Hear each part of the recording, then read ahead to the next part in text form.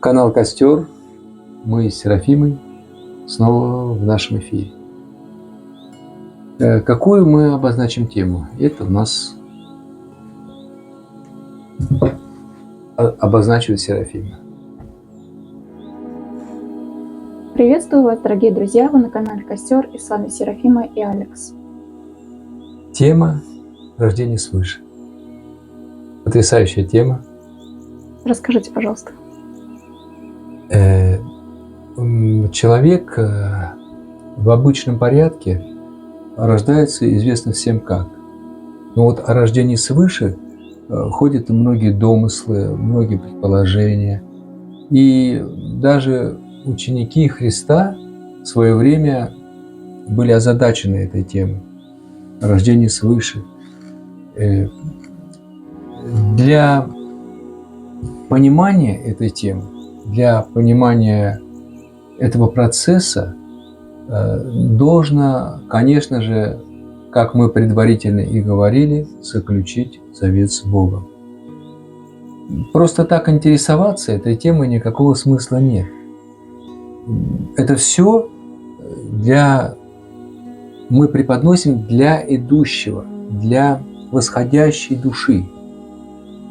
Поскольку рождение свыше – это процесс не быстрый, и понять, на какой ступени, на какой стадии вашего пути вы родились свыше, очень сложно. Я даже предполагаю, что те светильники, которые были свыше рождены, они могли вполне себе даже об этом и не знать. Но внутренне, конечно, душа знает, поскольку она таинственно восхищается, и то, что знает она, наш ум человеческий может вполне себе не знать. И многие божественные тайны, они не открываются человеку вот в его настоящем состоянии. Потому что человеческий ум, он заточен на внешний порядок. Вот эти серое вещество, там все вот эти вот нейроны, бегающие там куда-то там, доносящие информацию отсюда туда, сверху вниз, они не ориентированы на божественные тайны. И мудрость человеческая, она не совпадает с божественной мудростью. Часто человек, удобно устроившийся в жизни, там, достаточно богатый, успешный, он считается мудрым, умным. Но это не так. Это не так. Премудрость, мудрость и премудрость божественная – это сочетание нашего сердца духовного с небесным сердцем небесных родителей. С сердцем небесных родителей там, на небесах. Вот это соединение и жизнь подвижника или человека, идущего путем святости, а как раз и является мудростью. Поскольку поступки его, поступки такого человека, подвижника, они будут сопровождаться излиянием этого света. То есть он делает внешне там что-то такое, копается там, картошку там копает типа или сажает, да, вроде бы это внешний порядок, а при этом божественный свет его сопровождает. Ангелы ликуют, поскольку в этот момент внешнего действия этого человека Бог воцаряется, свет изливается на землю, любовь изливается на землю.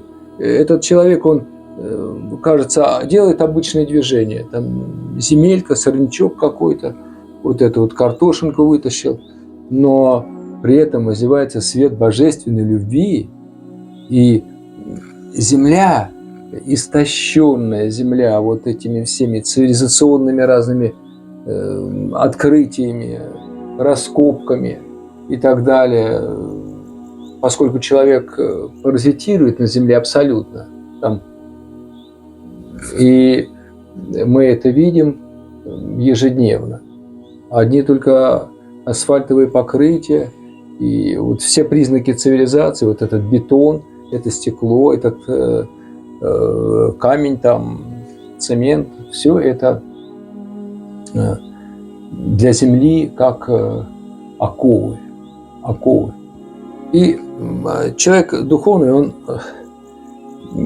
прикладывая свои, кажется, человеческие усилия, да, внешне это совсем незаметно, а внутренне поток божественного света проходит через сердце такого духовного человека, или вот, скажем, Серафимы, например, да, когда она, сочетаясь с Божьей Матерью, трудится где-то там на своей маленькой плантации, свет озевается, и земля принимает. Бог, божественное начало, воцаряется. Что и хочет Бог. Он от нас не хочет каких-то там подвигов, там, чтобы мы как рыцари там, с копьем куда-то там мчались, завоевывали там что-то такое, или отвоевывали, или там успешно даже что-то побеждали. Главная победа – это пропустить через себя божественный свет, соединяясь с нашими небесными родителями. Да. Вот это и есть победа, когда Бог воцарился. Никакой войны, я вас убеждаю, я вас хочу убедить, и не будет никакой войны, если свет сошел, если свет сходит. Свет несет любовь в себе, он состоит из любви и доброты, из Отца Небесного и Матери, любви и доброты и любви. Отец добрейший, добрых, доброта, и мать божественной любви. Вот. Вот рождение свыше, оно как раз и позволяет пропускать вот этот свет через сердце. Состоит из, ну, так условно, через несколько этапов таких, которых примерно предначертано пройти душе уже водимой, которая сознательно заключает завет. Я твой сын, ты мой отец, ты моя небесная мать, ведите меня по этой земле, помогайте мне, я посвящаю вам свое сердце, я отдаю вам свое прошлое, настоящее, будущее, все, что есть, я вам отдаю. Войдите в меня светом своим. Я готов вот к этому пути. Но для этого надо, чтобы что? Откровение пришло. Ну, да, откровение, но чтобы сердце освобождалось от того груза, который нам мешает вот принять этот свет и будет мешать. Вот оно состоит из исцеления, вот этого исцеления. Это и есть исцеление, когда мы освобождаемся от этого груза. Не когда у нас там чили там на пупке где-нибудь прошел, там, или там за ухом что-то такое, там болячка зажила, и мы вот у моей внучки там прошел прыщик по молитве бабушки, и все там, чудо. Да. Нет, чудо в том, чтобы сердце освободилось духовное и душа от лишнего груза, от того, что мешает нам постигать божественные тайны. И вот исцели. При исцелении, когда наступает процесс, происходит этого исцеления, мы восстанавливаемся. Что такое восстанови? Восстановиться.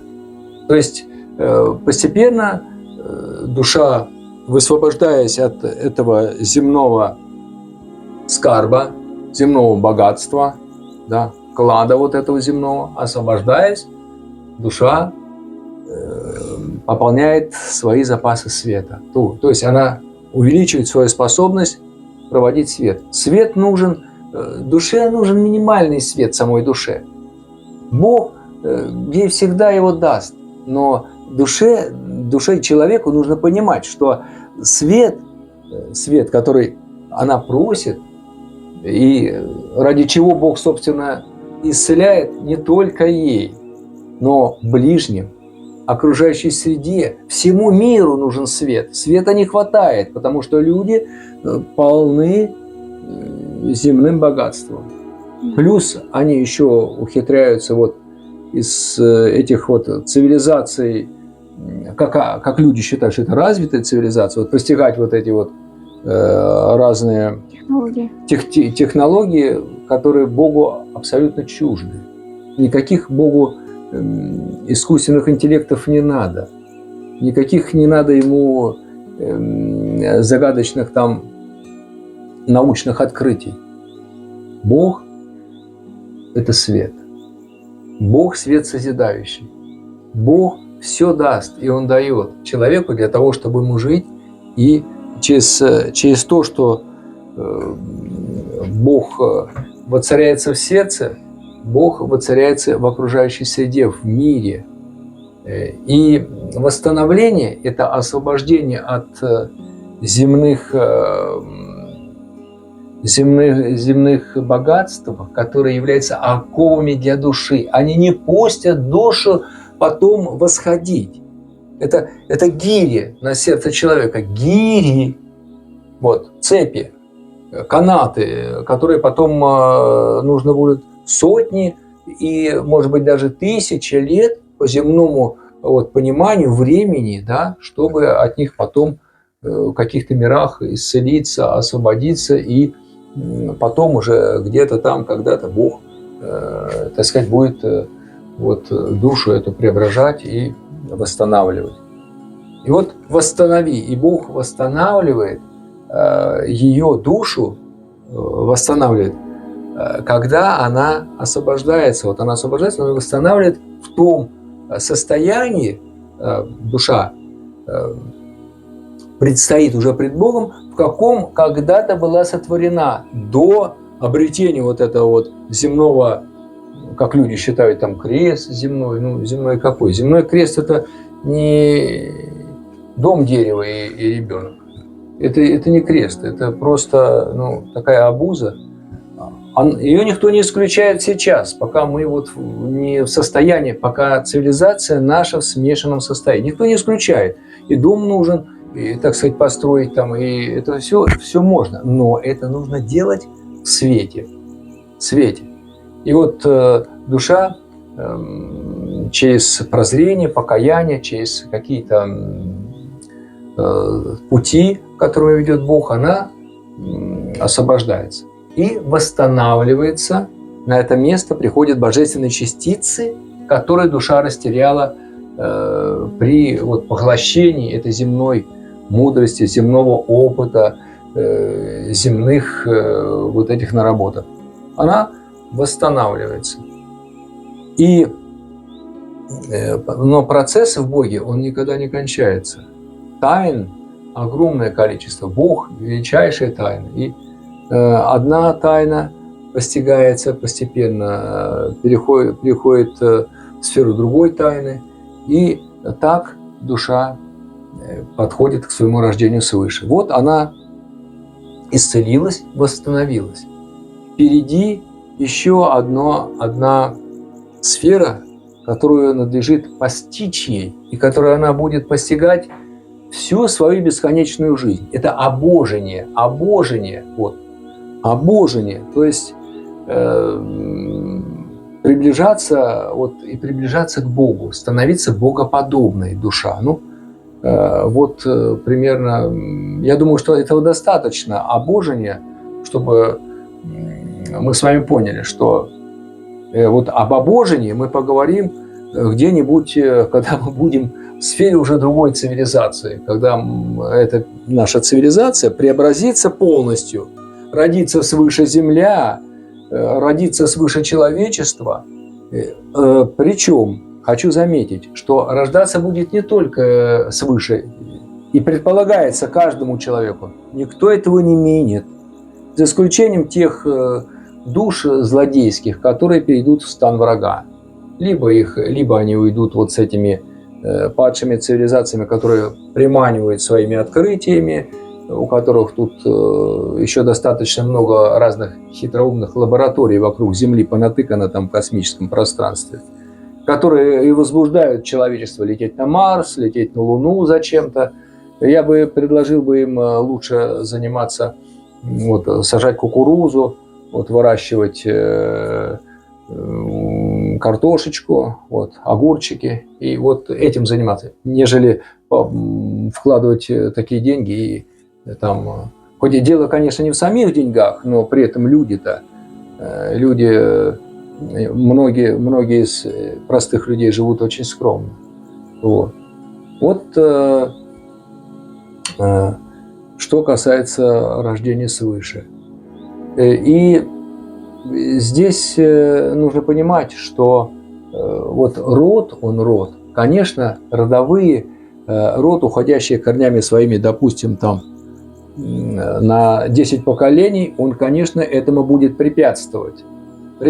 Ну, за исключением такого рода, в котором там, допустим, 10 святых там было где-то, конечно, это вымоленные уже более-менее души, которым будет легче, да, в этом плане. А так, род, на который иногда предлагают опираться, что вот наш род, вот мы там, это ошибочное движение, потому что человеку, ему достаточно прилепиться к Богу самому, вот, прилепиться бы так, чтобы вот никогда не отпасть от Него. Вот, и Бог может так, Бог это делает. У Него есть частицы, божественные мировые частицы прилепления. И они же есть и у князя тьмы, они есть и у Сатанила Роговича. У него тоже есть эти частицы, но они ядовитые. Вот. Это вот напыления такие, как похоть, вот, любовь там, к деньгам, любовь к власти, узурпация, такие вот маниакальные такие пороки людей, которые мы зачастую видим. Мы видим, вот это напыление не Бога. Бог мировыми частицами, Пресвятая Дева, помазует помазание мировое, вот, сердце. Если Божья Матерь помажет сердце, то человек исполняется такой любовью, таким светом. Но опять, это я хочу сказать, что я говорю для как бы людей вот, в этой сфере понимающих или ищущих святости, а не для там, психологов, каких-то там научных сотрудников, потому что ведь люди неверующие, они по-другому размышляют, у них другие ценности. Вот. Я буду ему объяснять какие-то заоблачные тайны, а он в конце мне спрашивает, а Бог-то есть вообще? То есть я там и об этом, а он, так сказать, вот, начинать с того, что Бог есть, Он всегда есть, и когда Его нету, Он еще больше есть. Вот с этого надо начать. Ну и на этом мы сегодня попробуем закончить нашу программу. Очень интересная огненная беседа. Спасибо вам большое. Всегда рад служить. Если кого-то интересует, задавайте вопросы. Мы готовы еще восхищаться в лоно Небесной Царицы и открывать любые тайны, которые способны принять души, ищущие Бога. Всего доброго. До новых встреч. Ждем ваших лайков и подписок.